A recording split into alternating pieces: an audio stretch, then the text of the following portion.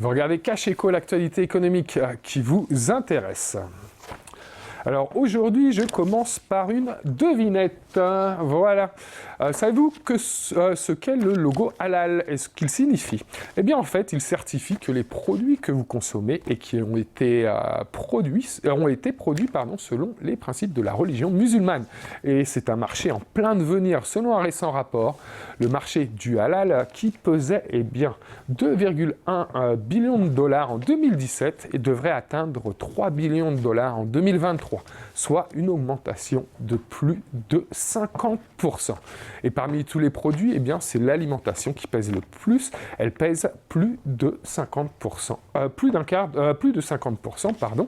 Et quand on sait qu'un quart de la population mondiale est musulmane et que ce pourcentage devrait augmenter dans les prochaines décennies, on comprend l'attrait grandissant des produits halal.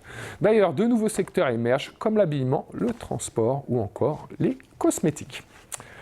Voilà, et Deneba Diouf nous a rejoint depuis Dakar, il est directeur associé de Halal Sénégal. Bonsoir Deneba. Bonsoir. Alors quel est le potentiel des produits halal en Afrique de l'Ouest et au Sénégal? Là, je vous remercie pour cette invitation. Je me présente donc comme directeur associé de Halal Sénégal. Le potentiel des produits halal en Afrique, il faudrait savoir que le halal se scinde en deux parties.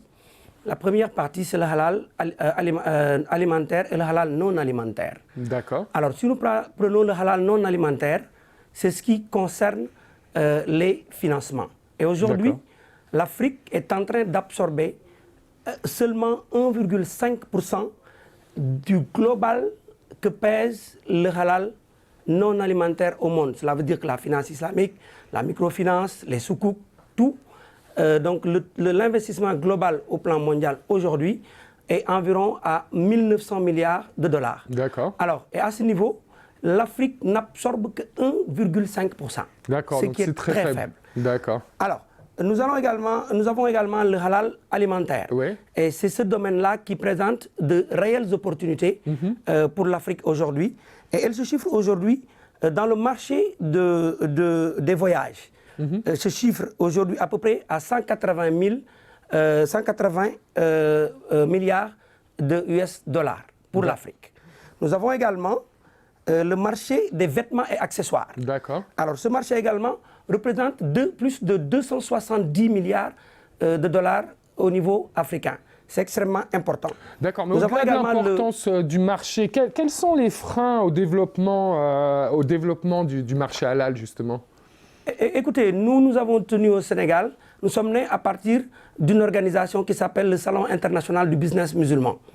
Nous avons organisé des forums et foires, et c'était pourquoi? C'était pour sensibiliser nos gouvernants, en partenariat avec l'OCI et la Banque islamique de développement, pour que nos pays sachent que le halal aujourd'hui est un instrument économique, purement économique, qui peut servir de levier de développement économique pour nos pays.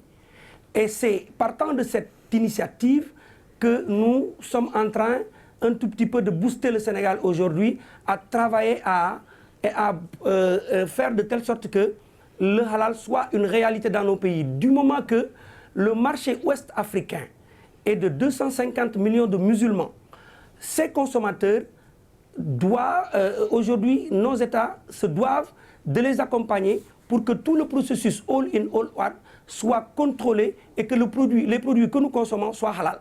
Mais nous ne nous limitons pas à ce niveau. Parce qu'aujourd'hui, le halal, au niveau mondial, est plus développé dans les pays occidentaux, les pays non musulmans que musulmans. Mais nous pensons que l'actif mondial du halal, qui se situe aujourd'hui à plus de 2100 milliards, devrait être des réalités chez nous. Et nous reviendrons tout à l'heure sur les opportunités que s'offre l'Afrique aujourd'hui dans le business halal. Merci, monsieur Diouf. Merci à vous.